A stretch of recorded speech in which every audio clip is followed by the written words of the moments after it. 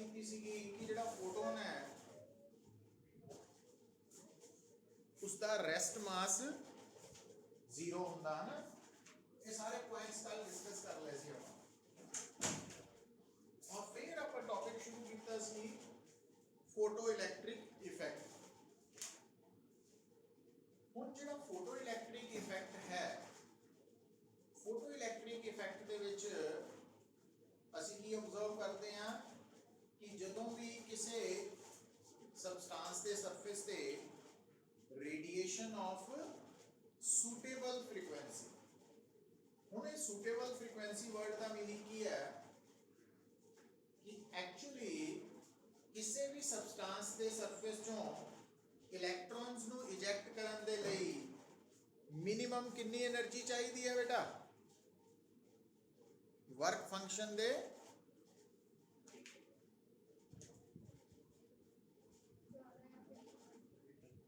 Equal to और greater than, है ना।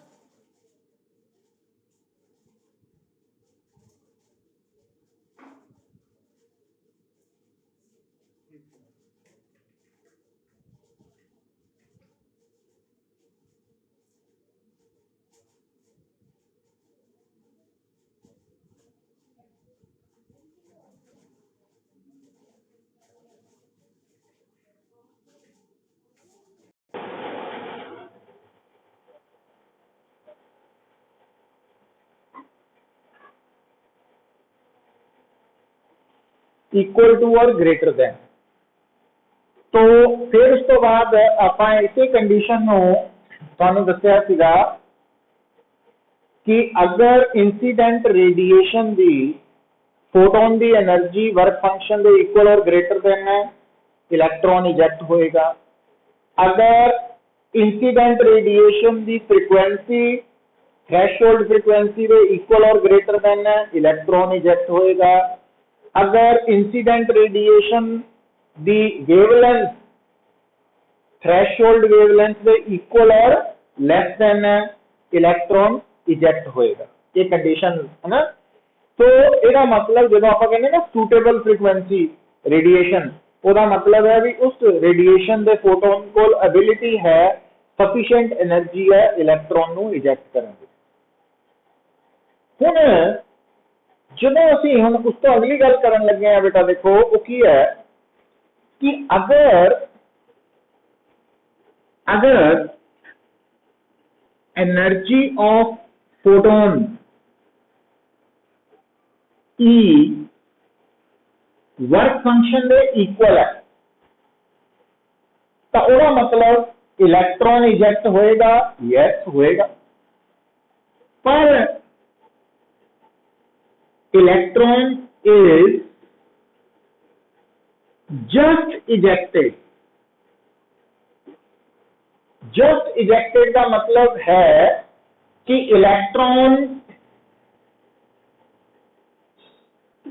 will come out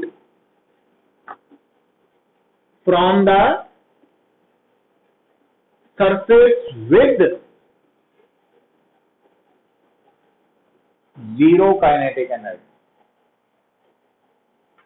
मतलब हुण ये गल नूं भुलना नहीं बेटा, बड़ा इंपॉर्टेंट पॉइंट है कि अगर इंसीडेंट रेडिएशन दे कारण जिहड़ा इलैक्ट्रॉन है वो जस्ट इजैक्ट हो रहा, तो उसका मतलब है भी वो इलैक्ट्रॉन बाहर तो आ रहा, ठीक है, पर उसकी काइनेटिक एनर्जी 0 है। इसका मतलब है कि इंसीडेंट रेडिएशन दे फोटोन की एनर्जी वर्क फंक्शन दे इक्वल है।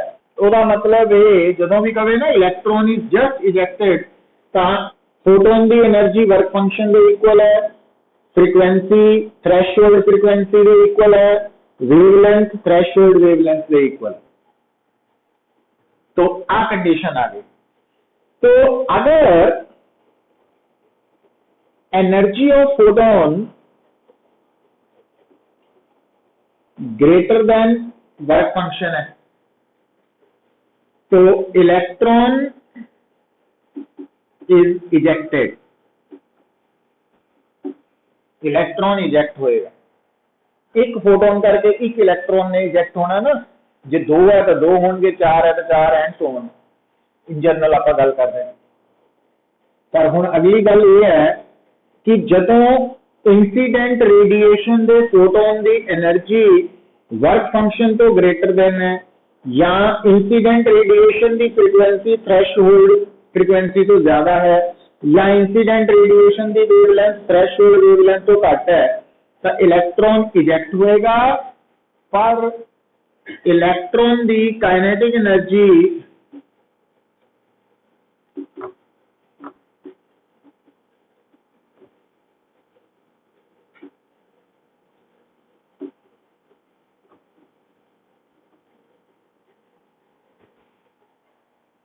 उस इजेक्टेड इलेक्ट्रॉन की काइनेटिक एनर्जी 0 तो मैक्सिमम तक वेरी कर सकती। हुण एक्चुअली होएगा कि बेटा, देखो इलेक्ट्रॉन नूं बाहर आने लई एनर्जी कितनी चाहिए है, 5। उन्होंने जिहड़ी एनर्जी मिली वो 5 तो ज्यादा वा, तो जिन्नी एनर्जी मिली और जिन्नी चाहिए थी ਉਹਦਾ ਜਿਹੜਾ डिफरेंस है वो मैक्सिमम काइनेटिक एनर्जी च कन्वर्ट होंदी है। Maximum kinetic energy. तो इस गल नूं तुसीं जिद्दां कल भी तुहानूं एक एग्जांपल दसी सीगी कि मल्टीप्लैक्स दी, है ना, कि मल्टीप्लैक्स दे विच मान लो एक फिल्म लगदी है तो उहनूं देखण लई थोड़ी जेब दे विच मिनिमम जो टिकट का रेट है वो बराबर पैसे होने चाहिए ताकि टिकट परचेज करके उन्होंने देख पाइए। जे उस तो घट पैसे है तो टिकट परचेज नहीं होनी तो उन्हें वापस भेज देना, है ना, तो फिल्म देखनी हुई। तो जे पैसे टिकट के बराबर है तो फिर फिल्म ही देख होनी है, कुछ खा पी नहीं होना। तो जे मान लो टिकट है 150 की, थोड़ी जेब दे विच 500 रुपया वा, तब तुहाडे कोल की ऑप्शन है भी तुसी टिकट लैके 150 की फिल्म देखी और बाकी 350 नाल वापस भी आ सकते हैं बिना कुछ खाधे पीते। ते कई इदां दा भी होएगा जो को 500 रुपया वा 150 की फिल्म देखी तो वो सारा ही बाकी कोल्ड ड्रिंक्स से, है ना, चिप्स से खर्च करके आ रहा, तो ਉਹਦੀ जेब च कोई पैसा भी नहीं है। तो हुण हुंदा की है कि जिहड़े सबस्टांस के अंदर इलैक्ट्रॉन्स है, सरफेस से इलैक्ट्रॉन्स है ना, हर इलैक्ट्रॉन का सराउंडिंग सेम नहीं होंगी। तो इस करके कुछ इलैक्ट्रॉन्स का जिहड़े है वो फोटोन एब्जॉर्ब करके डायरेक्टली सीधा बाहर आ जाते हैं। मतलब ये वाले पर्सन है जिन्हें सिर्फ फिल्म देखी है, होर कोई पैसा खर्च नहीं किया, मैक्सिमम काइनेटिक एनर्जी में।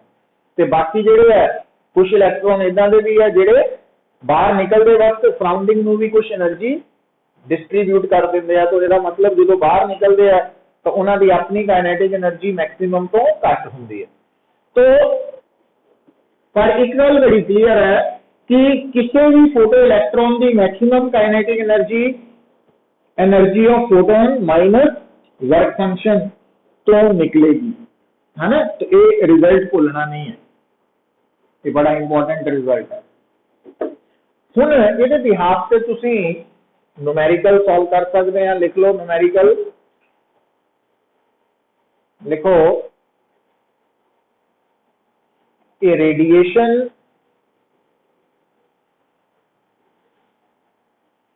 radiation of frequency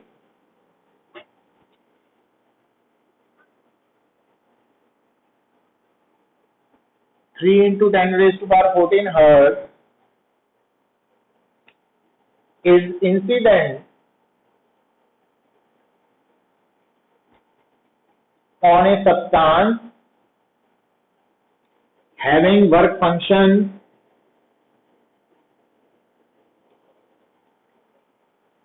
1.2 electron volt.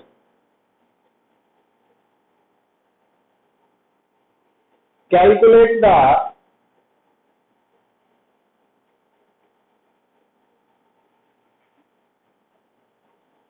maximum kinetic energy of photoelectron. Listen को एक बार, कई बार ना थानू चेक करना भी कह सकता कि अगर ਅਸੀਂ ਇੱਕ ਸਬਸਟੈਂਸ ਜਿਸਦਾ ਵਰਕ ਫੰਕਸ਼ਨ ਹੈ 1.2 ਇਲੈਕਟ੍ਰੋਨ ਵੋਲਟ ਉਹਦੇ ਉੱਪਰ radiation of frequency 3 × 10⁻14 hertz incident ਕਰੀਏ ਤਾਂ ਕਿਆ ਫੋਟੋ ਇਲੈਕਟ੍ਰॉन्स ਇਜੈक्ट ਹੋਣਗੇ? ਇਹ ਵੀ ਪੁੱਛ ਸਕਦਾ ਹੈ ਨਾ। ਉਹਦਾ ਆਨਸਰ ਕਿੱਦਾਂ ਨਿਕਾਲਣਾ ਪੁੱਤਰ? ਦੇਖੋ वैसे तो सिंगल स्टेप की कर सकते हैं कि के मैक्सिमम ना E माइनस फाई है, ठीक है। हुण E की है एनर्जी ऑफ फोटोन, पर हुण तुसी गड़बड़ पता कित्थे करनी है? जिहड़ा एच न्यू है ना वो जूल च आना वा, फाई दिता वा। ਹੁਣ ਤੁਹਾਡੇ ਲਈ ਜਾਂ ਤਾਂ ਇਹਨੂੰ ਐਚ ਨਿਊ ਨੂੰ ਇਲੈਕਟ੍ਰੋਨ ਵੋਲਟ ਚ ਕਨਵਰਟ ਕਰੋ, है ना, ਤੇ ਜਾਂ ਫਾਈ ਨੂੰ ਜੂਲ ਚ ਕਰੋ। ਇਹ ਦੋਨੋਂ ਕੰਮ ਚ ਇੱਕ ਕਰਨਾ ਪੈਣਾ ਤੁਹਾਨੂੰ। तो ਹੁਣ ਅਗਰ ਆਪਾਂ ਮੰਨ ਲਓ ਜੂਲ ਚ ਕਰਨਾ ਚਾਹੁੰਦੇ ਆ ਤਾਂ ਐਚ ਤਾਂ ਪਤਾ ਹੀ ਹੈ, ਨਿਊ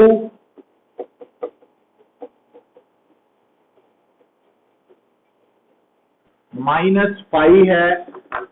हुण इलैक्ट्रॉन वोल्ट नू है ना, तो इनू सॉल्व कर लो।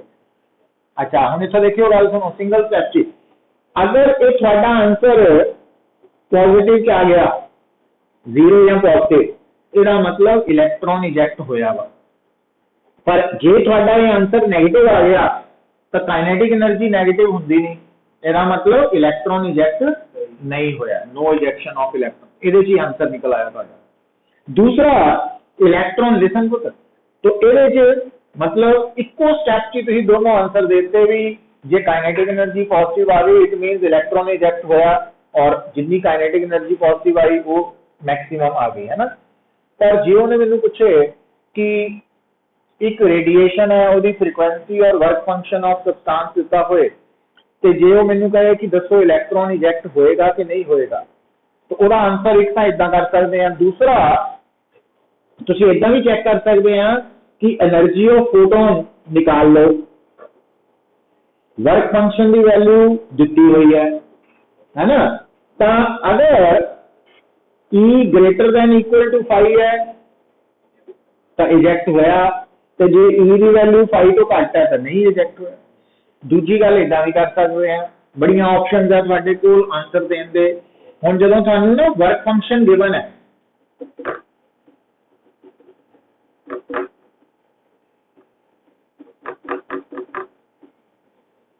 तो वर्क फंक्शन तो थ्रेशोल्ड फ्रीक्वेंसी निकाल सकते हैं। तो थ्रेशोल्ड फ्रीक्वेंसी आ जाएगी, थ्रेशोल्ड फ्रीक्वेंसी की जगह थ्रेशोल्ड वेवलेंथ भी निकाल सकते हैं। तो हुण जिहड़ी रेडिएशन की फ्रीक्वेंसी है अगर वो थ्रेशोल्ड तो ज्यादा वा या बराबर है तो इजेक्शन होएगी, जे लेस देन है नहीं होएगी। जे इंसीडेंट रेडिएशन की वेवलेंथ थ्रेशोल्ड के बराबर या लेस देन है तो होएगी, जे ज्यादा वा तो नहीं होएगी। तो कई तरीके है चेक करने के कि इलैक्ट्रॉन इजैक्ट होएगा कि नहीं होएगा ना, वो थोड़ी चॉइस है। तो हुण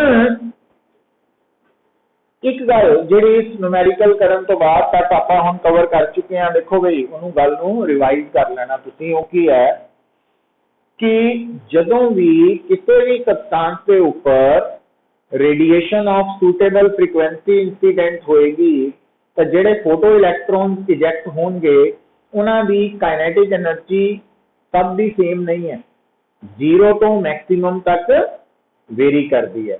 और मैक्सिमम काइनेटिक एनर्जी कढण दा फार्मूला साडे कोल आ है, ठीक है। तो ये आइंस्टाइन ने दस्या वा, तो उहदे बारे भी डिटेल च गल करांगे दोबारा, ये हाले रिजल्ट याद रख लेना। हुण बेटा जदों असीं गल करदे आ न्यूमेरिकल दी, एक न्यूमेरिकल होर लिखो जिहड़ा आपां कल कीता सी, देखो ये भी इंपॉर्टेंट है। A radiation of frequency, a radiation of frequency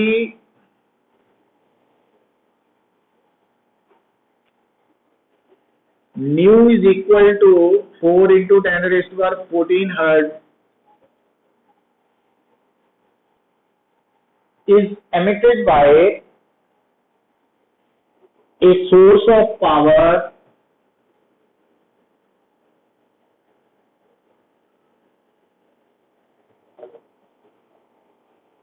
$30 milliwatt। तो जिस सोर्स ने रेडिएशन पैदा की है उसकी पावर दी है, रेडिएशन की फ्रीक्वेंसी गिवन है, find the number of photons, find the number of photons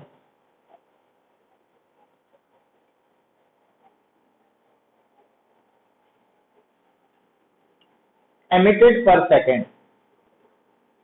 भी कितने फोटॉन्स एमिट हो रहे हैं रेडिएशन च एक सेकेंड।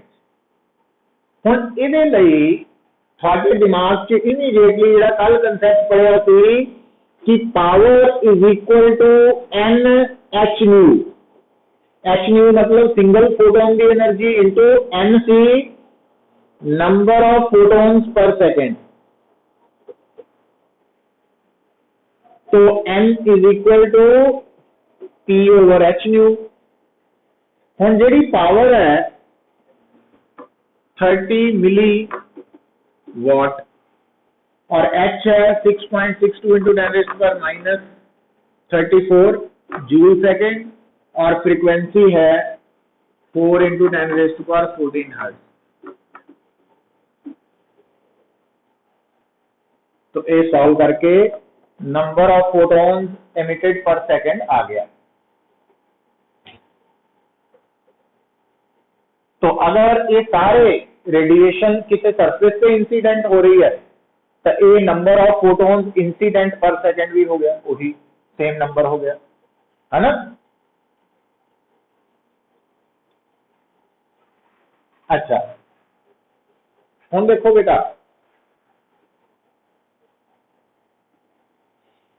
हुण तुहाडे दिमाग दे विच हमेशा दो गल्लां रहनियां चाहीदियां कि फोटो इलैक्ट्रिक इफेक्ट के दौरान जिहड़े इलैक्ट्रॉन्स इजैक्ट हो रहे हैं, एक तां उन्हां दी काइनेटिक एनर्जी सब दी सेम नहीं है, कुछ स्लो भी है और कुछ बहुत ही स्लो है जीरो काइनेटिक एनर्जी वाले, ते कुछ मैक्सिमम फास्ट है के मैक्सिमम वाले। ते दूजी गल बेटा कि किसी भी सरफेस चों एक सेकेंड दे विच किन्ने इलैक्ट्रॉन्स इजैक्ट होणगे। ये कल दस्सिया सी तुहानू कि एक्चुअली आइंस्टाइन कहंदा कि एक फोटोन एक इलैक्ट्रॉन की इजैक्शन लई जिम्मेवार हो सकदा है ना, वध तो वध।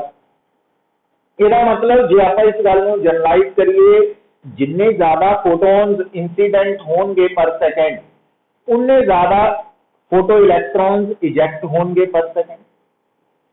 तो इसका मतलब number of photo electrons ejected per second की है directly proportional to number of photon incident per second, ते number of photons incident per second directly proportional to है पावर, और पावर डायरेक्टली प्रोपोर्शनल है इंटेंसिटी ऑफ रेडिएशन दे। इसका मतलब आपां याद की रखना कि एक सेकेंड दे विच किसी भी सरफेस चों मैक्सिमम कितने इलैक्ट्रॉन्स बाहर निकलणगे, number of photo electrons ejected per second, वो आपां लिख सकते हैं directly proportional to intensity of incident radiation. Power of incident radiation भी कह सकते हैं, इंटेंसिटी ऑफ इंसिडेंट रेडिएशन भी कह सकते हैं। तो ये दो गल्लां नूं भुलना नहीं है क्योंकि इत्थे यूज करनी आपां। हुण पुत्तर जदों असीं ये रिजल्ट नोट कर ले तो एक्चुअली जिहड़ा फोटो इलैक्ट्रिक इफेक्ट है ना, फोटो इलैक्ट्रिक इफेक्ट दी जदों एक्सपैरीमेंटल स्टडी हुई तो उहदे रिजल्ट्स नूं एक ऑर्डर च लिखिया गया। तो उन्हां नूं असीं किहड़े नाम नाल जानदे हां रिजल्ट्स नूं? Laws of photo electric emission, laws of photo electric emission. तो ये फोटो इलैक्ट्रिक इफैक्ट के रिजल्ट है ना, एक्सपैरीमेंटल स्टडी तो बाद के रिजल्ट है जिन्होंने इकट्ठा करके लिखा गया। तो इन्हां तक पहुंचने तो पहला सानू एक्सपैरीमेंटल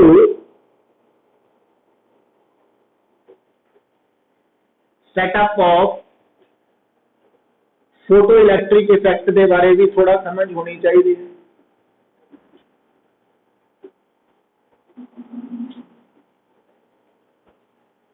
हुण इहदे बारे समझ, हुण इत्थों गल नूं शुरू करिए दोबारा, फिर देखियो पुत्र। हुण सब तो पहला तो तुहानूं एक सरफेस चाहिए जिहदे चों इलैक्ट्रॉन्स बाहर आ सकन। तो हुण देखो बेटा, ये जिहड़ा सरफेस है, सबस्टांस है, जिहदे ऊपर रेडिएशंस नूं इंसीडेंट करवा के असीं फोटो इलैक्ट्रॉन्स इजैक्ट करवाने हैं। इस सबस्टांस नूं असीं फोटो सेंसिटिव मटीरियल कह दिंदे हैं ना, और ये यूजुअली असीं किहड़ा प्रैफर करते हैं, वरतते हैं, जिहदा वर्क फंक्शन स्मॉल है, घट है, ताकि इलैक्ट्रॉन्स आसानी नाल बाहर आ सकन, है ना। पर अगली गल सुनो पुत्र, हुण गल नूं समझियो। हुण एक तां ये जिहड़े फोटो इलैक्ट्रॉन्स है, तो इत्थे आपां मन के पता की चलदे हैं कि ये जिहड़ी रेडिएशन है ये मोनोक्रोमैटिक रेडिएशन, मोनोक्रोमैटिक समझदे हैं ना, सिंगल वेवलेंथ। तो अगर इस रेडिएशन दे फोटोन दी एनर्जी इस सबस्टांस दे वर्क फंक्शन तो घट है, फिर तो कोई इलैक्ट्रॉन बाहर ही नहीं निकलना। तो इत्थे आपां ये मन के चलदे हैं कि इंसीडेंट रेडिएशन दी फ्रीक्वेंसी या इंसीडेंट रेडिएशन दे फोटोन दी एनर्जी वर्क फंक्शन दे इक्वल और ग्रेटर देन है, फ्रीक्वेंसी थ्रेशोल्ड पे इक्वल और ग्रेटर देन है, वेवलेंथ लेस देन और इक्वल टू थ्रेशोल्ड वेवलेंथ। हुण दूसरी गल आपां समझ चुके हैं कि ये जिन्ने भी इलैक्ट्रॉन्स इजैक्ट हो रहे हैं, एक तां इन्हां सारियां दी काइनेटिक एनर्जी सेम नहीं है ना। ते दूसरा मैं तुहानूं दस चुका वां कि ये जिन्ने भी फोटो इलैक्ट्रॉन्स है, इन्हां दा नंबर पर सेकंड भी, एक सेकंड च कितने इलैक्ट्रॉन्स इजैक्ट हो रहे हैं, बाहर निकल रहे हैं, इन्हां दा नंबर कौन डिसाइड करदा? इस रेडिएशन दी इंटेंसिटी, है ना। ये सारे रिजल्ट जिहड़े हुण आपां एडवांस डिस्कस कर रहे हैं, ये जो रिजल्ट आएंगे ना उसको पता लगेगा। हुण दोबारा सुनियो पुत्र, हुण प्रैक्टिकली सुनो। अगर आपां कहने हैं कि ये फोटो सेंसिटिव मटीरियल है और ये आइसोलेटेड है, आइसोलेटेड का मतलब भी इहदा किसी नाल कोई कॉन्टैक्ट नहीं है, कल्ला ही है, तो ਉਹਦੇ ਚ प्रैक्टिकल प्रॉब्लम पता की आनी है? ਜਦੋਂ ਇਹਦੇ ਚ रेडिएशन इंसीडेंट होनी है तो पहले फोटोन ने एक इलैक्ट्रॉन बाहर कढ़ देना। हुण पहले इलैक्ट्रॉन की इजैक्शन तो पहला ये थोड़ा मटीरियल की सी इलैक्ट्रिकली न्यूट्रल, जदों एक फोटोन करके एक इलैक्ट्रॉन बाहर गया तो ये पे पॉजिटिव चार्ज आ गया +C। दूसरे फोटोन ने जो दूसरा इलैक्ट्रॉन बाहर कढ़िया ये पे चार्ज हो गया +2E। तीसरे फोटोन ने जो बाहर चार्ज कढ़िया +3E। पर हुणे दी प्रैक्टिकल प्रॉब्लम भी समझो कि ये जिहड़ा सबस्टांस है जदों ये इलैक्ट्रिकली न्यूट्रल है ते उस तो बाद जदों इहदे चों एक इलैक्ट्रॉन रिमूव हो चुका, इजैक्ट हो चुका, तो इहदे ते पॉजिटिव चार्ज है। फिर जदों इहदे तो 2 इलैक्ट्रॉन इजैक्ट हो चुके, इहदे ते 2 पॉजिटिव चार्ज है। तो इन्हां तीनों केसेस दे विच सबस्टांस दा वर्क फंक्शन सेम नहीं है। पता लगा ना की गल कही? मतलब जदों ये इलैक्ट्रिकली न्यूट्रल है तो इलैक्ट्रॉन ते होल्ड वीक है, जदों इहदे चों एक इलैक्ट्रॉन बाहर निकल गया, ये पॉजिटिवली चार्ज हो गया, तो इहदा इलैक्ट्रॉन ते होल्ड थोड़ा बढ़ गया। पॉजिटिव चार्ज का होल्ड इलैक्ट्रॉन से वध जाना, मतलब सैकेंड इलैक्ट्रॉन नूं इजैक्ट करना थोड़ा मुश्किल हो जाना, मतलब वर्क फंक्शन वध गया, थर्ड होर वध जाना। हुण इस प्रॉब्लम नूं ओवरकम करने लई असीं की करदे हां कि इस सबसटेंस का असीं चाहते हैं कि वर्क फंक्शन सेम रहे। इसका मतलब इनू की रखना पड़ेगा इलैक्ट्रिकली, तो इस करके इनू ग्राउंडेड किया जाता है ताकि जिन्ने इलैक्ट्रॉन्स बाहर निकले है वो नाल दी नाल सप्लाई होके इनू न्यूट्रल रखा जाए, इसका वर्क फंक्शन सेम रहे। समझ आई है गल? हुण चिराग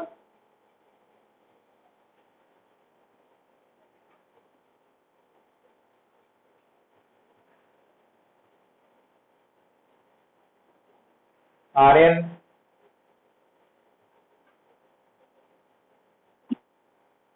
नारायण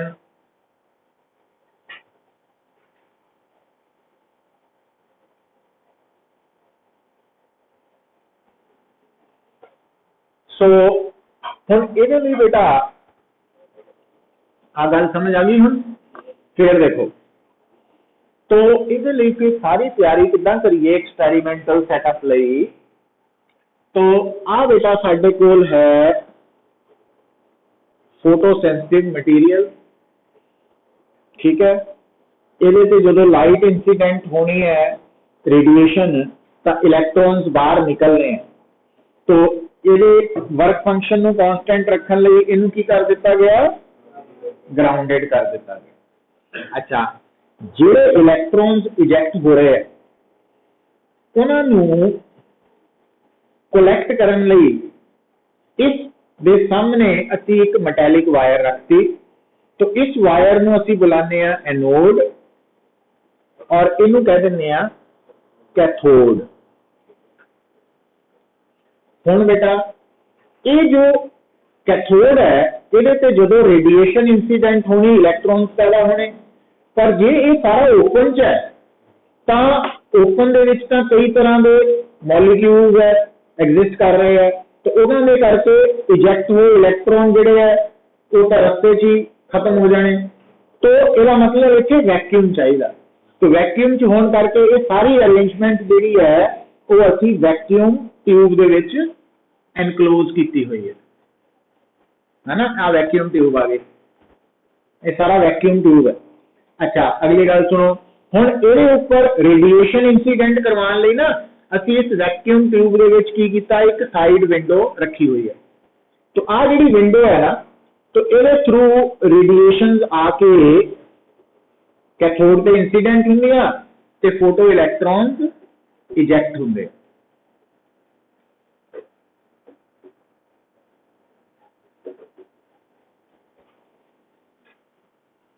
ठीक है, हुण थोड़ा ध्यान दियो पुत्र।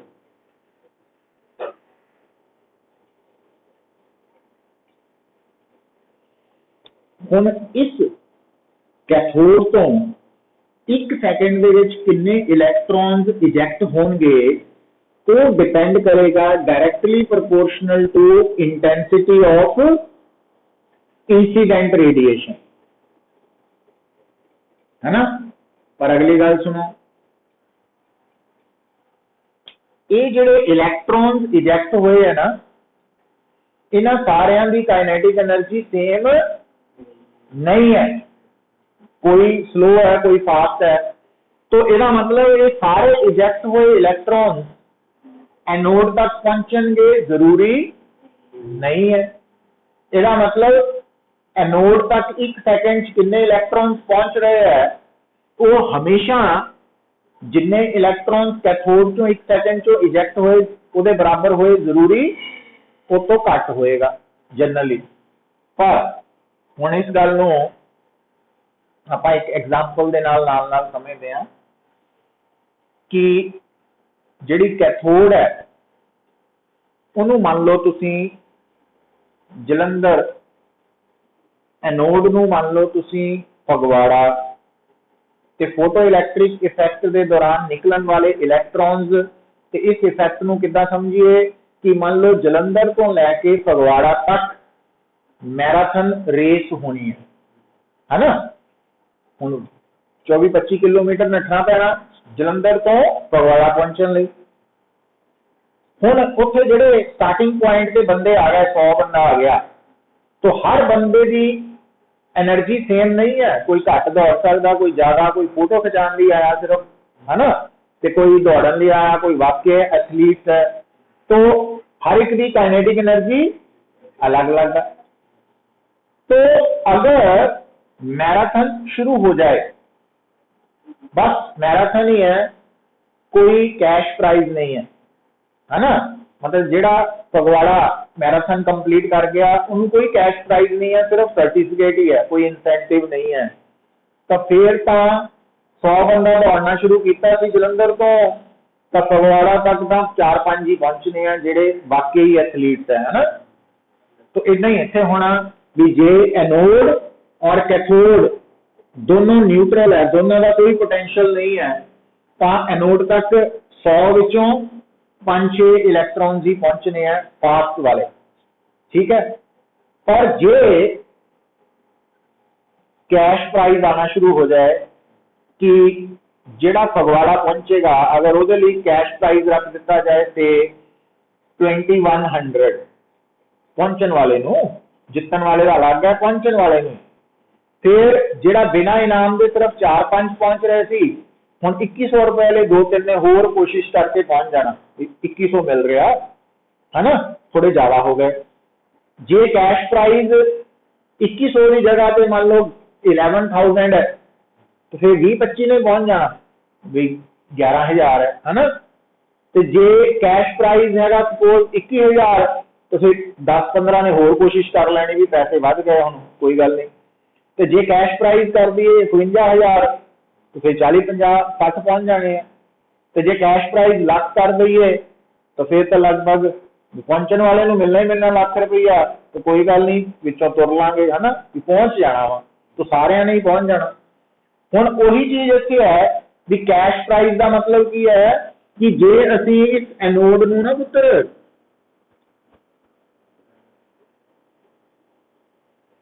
पॉजिटिव पोटेंशियल ते रख दईए, हुण पॉजिटिव इलैक्ट्रॉन दे लई अट्रैक्शन है ना, तो जदों आप इस पॉजिटिव नूं इंक्रीज करांगे तो ज्यादा तो ज्यादा इलैक्ट्रॉन्स अट्रैक्ट होंगे, है ना। तो ये हो गया।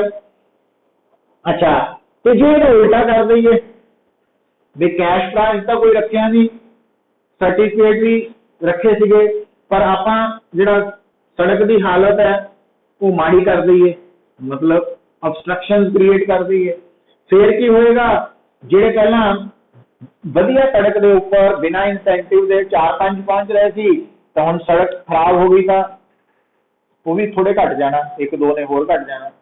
तो जो होर सड़क खराब हो जाए, ऑब्स्ट्रक्शन बढ़ा दीए, तो वो 2 चो भी 1 ही रह जाना। तो जो होर ज्यादा सड़क खराब कर दीए, ऑब्स्ट्रक्शन बढ़ा दीए, वो 1 ने भी नहीं पहुंचना। तो इधर ऑब्स्ट्रक्शन का मतलब भाई एनोड का potential with respect to cathode की करता है, नेगेटिव करता। तो नेगेटिव ने तो अपने वाल आ रहे इलैक्ट्रॉन्स नू रिपेल करना, इसका मतलब जो तेज इलैक्ट्रॉन है उन्होंने भी इन्हें अपने तक आने लिए रोकना वा, है ना। तो आप की कर सकते हैं, एनोड का potential with respect to cathode positive भी कर सकते हैं, नेगेटिव भी कर सकते हैं, जीरो भी कर सकते हैं, है ना। तो कैथोड क्योंकि ग्राउंडेड है, तो इसका पोटेंशियल हमेशा जीरो ही रहना, इसका नहीं बदलना। तो फिर इस गल को प्रैक्टिकली कितना शो करना, तो इधर देखो, तो आ देखियो, आ कैथोड और आ एनोड है ना, तो आ बेटा नेगेटिव पॉजिटिव एक सर्किट बना लिया आप। तो एदा एक एंड आवा और दूसरा एंड आ। हुण ना साडे कोल एक प्रैक्टिकली अपरेटस हुंदा, उहनूं कहने आ रिवर्सिंग की। तो क्योंकि प्रैक्टिकल्स नहीं कीते तो तुहानूं नहीं पता, बट सिर्फ याद ही रखना, रिवर्सिंग की है। रिवर्सिंग की जिहड़ी है उहनूं घुमा के असीं सर्किट की डायरैक्शन जिहड़ी है ना, बैटरी की पोलैरिटी बदल सकते। जिद्दां हुण देखो, हुण अगर ये इदां जुड़िया होए और ये इदां कनैक्टेड होए, ਤਾਂ ਇਸ ਡਾਇਗਰਾਮ ਦੇ ਅਕੋਰਡਿੰਗਲੀ ਐਨੋਡ ਦਾ ਪੋਟੈਂਸ਼ੀਅਲ ਪੋਜ਼ਿਟਿਵ ਹੈ ਵਿਦ ਰਿਸਪੈਕਟ ਟੂ ਕੈਥੋਡ। ਤੇ ਜਦੋਂ ਆਪਾਂ ਉਸ ਰਿਵਰਸਿੰਗ ਕੀ ਨੂੰ ਉਲਟਾ ਲੈਣਾ ਤਾਂ ਫਿਰ ਬੇਟਾ ਆ ਇਦਾਂ ਜੁੜ ਜਾਣਾ ਤੇ ਆ ਜਿਹੜਾ ਵਾ ਤਾਂ ਹੁਣ ਐਨੋਡ ਦਾ ਪੋਟੈਂਸ਼ੀਅਲ ਨੈਗੇਟਿਵ ਹੋ ਗਿਆ। ਮਤਲਬ ਇਸ ਸਰਕਟ ਦੇ ਨਾਲ ਅਸੀਂ ਐਨੋਡ ਦਾ ਪੋਟੈਂਸ਼ੀਅਲ ਪੋਜ਼ਿਟਿਵ ਨੈਗੇਟਿਵ ਜ਼ੀਰੋ ਕਰ ਸਕਦੇ ਹਾਂ, ਬਦਲ ਸਕਦੇ ਹਾਂ। ਐਕਚੁਅਲੀ ਇਹ ਸਮਝ ਹੋਣੀ ਚਾਹੀਦੀ ਸਾਨੂੰ।